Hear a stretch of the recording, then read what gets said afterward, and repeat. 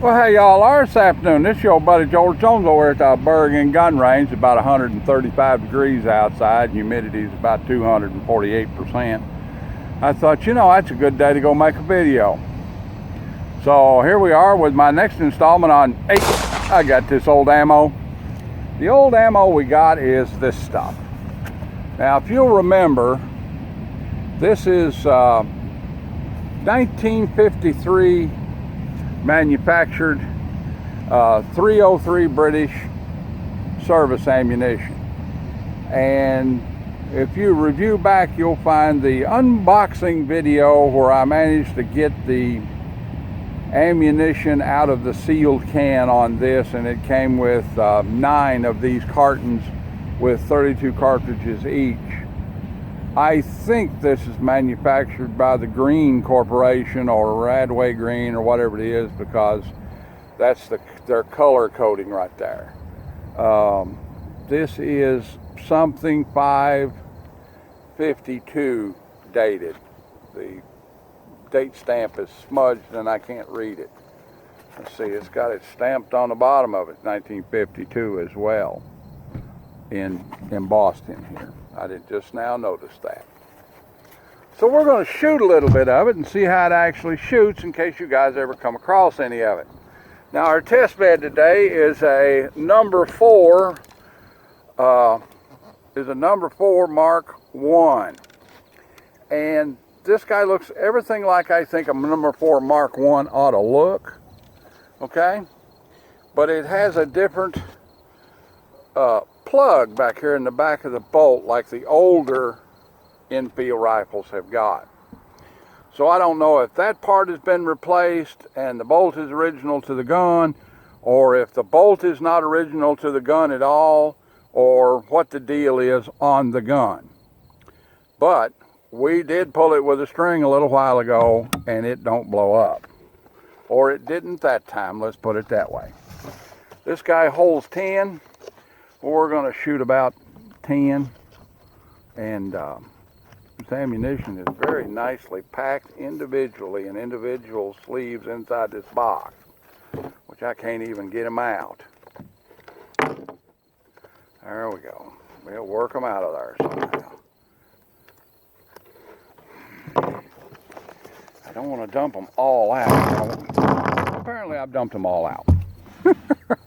Okay. Let's make it easy. Let's drop the magazine and load them. That's the best way to load these guys. I found that the stripper clips for this model don't even work very good. The stripper clips will cause you to get rim lock. And that's one of the issues with this firearm, is getting, like a Mosin Nagant where you've got a big rim. You get rim lock. You get one rim behind the other one and the next one won't come out. So, we're going to try and run. Gun holds 10. We're going to try and run 10 through it.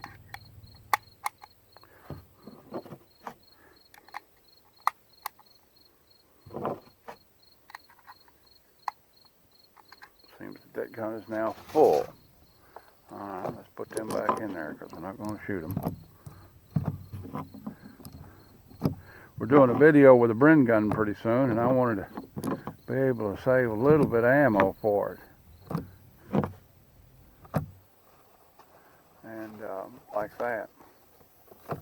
Alright, we got her all loaded up. Let's see how 1952 British manufactured service ammunition actually works out of a very rusty and shot out bore. Believe it or not, I bought this gun to do this test with. All right, we got her in battery. Let's see if I can hit old steel target down there.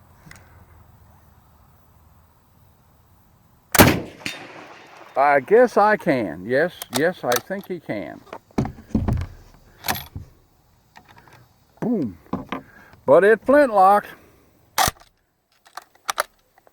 It sure is shooting flintlock. Just hit it on the side there.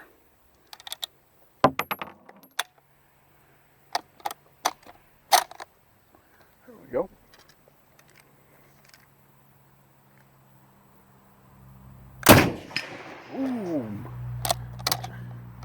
Uh-oh. There we go. That's better.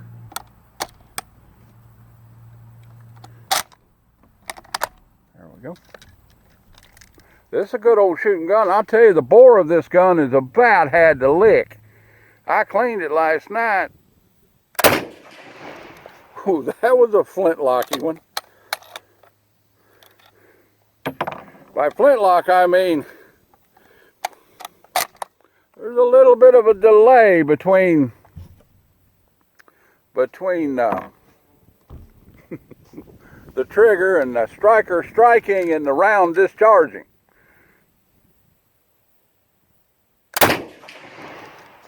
Man, it's enough to throw you off.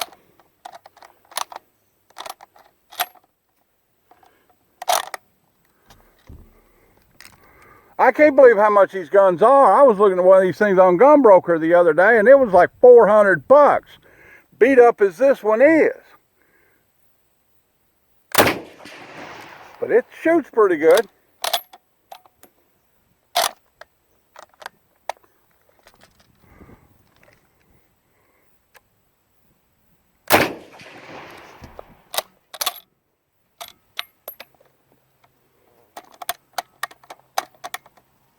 Come on.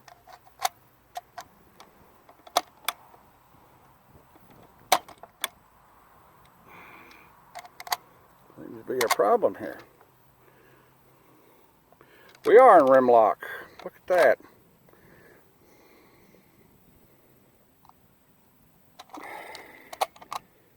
All right, now let's try it.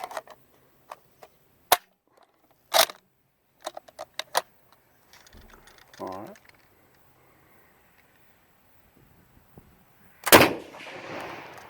Man, that's...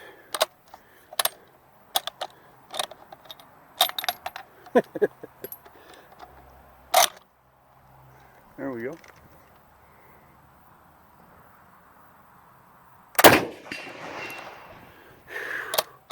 Starting to get...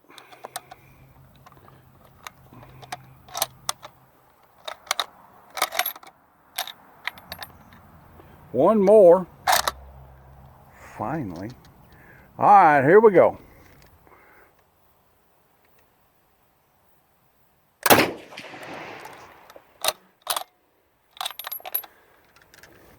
So, what do we got? What have we learned? Well, we've learned that this old shot out rusty bore gun still shoots pretty good.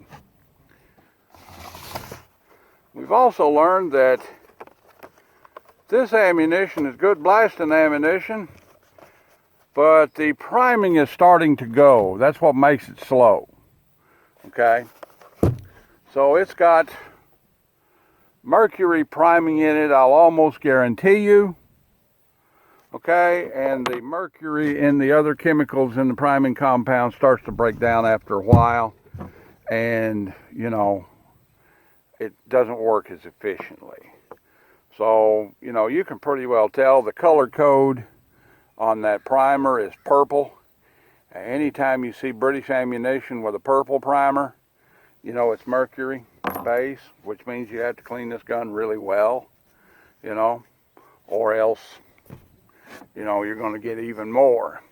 And this barrel definitely reflects that the owner didn't know that, or the original owners didn't know that, or they didn't have a concept of that or whatever, because it's definitely a mercury priming corroded barrel. But the ammunition, made 1952, British made, has the broad RO proof mark on it right there, and you can clearly tell it was actually British made, not in India or someplace like that. This is 32 cartridges, 303 inch, Mark 7 ISAA, and down here on the bottom it is marked number 23, and there's a lot number underneath that tape and a date embossed on the cartridge box of 1952. So there it is. It does work. This old guy, it's just no beater 303, nothing special to write home about other than the fact that it's worth a lot more money than I paid for it. You know. All right then, that's about the size of it. Like, take, share, pie, commentate, and subscribe. Leave me a $1 in the Patreon bucket if you want to on the way out the door. And if you don't want to, well, I just keep right on making content for you. You know, I don't know. I've quit telling people to go get their shots because they won't do it, and I've give up. All right, then. Try and love everyone, and we'll see you when we see you. Bye now. What you're looking at is Big Spring. This is the natural artesian spring that flows out of the ground over here in Harrodsburg. And it's actually the reason why Harrodsburg exists and Fort Herod existed. Fort Herod was basically built about 200 yards from where this is now, and the city basically sprang up around it, or the town or the village or whatever, in the 1700s. It's all long gone, and it's now just, you know, part of the city. But this is Big Spring, naturally occurring artesian well that creates Big Spring Branch, which in turn flows into the Green River here in Kentucky. Pretty neat place. Most of the time you can see to the rocky bottom of it. Right now it's a little murky, but it's pretty cool. And it's not very deep. It just flows up through the boulders and out and down the creek.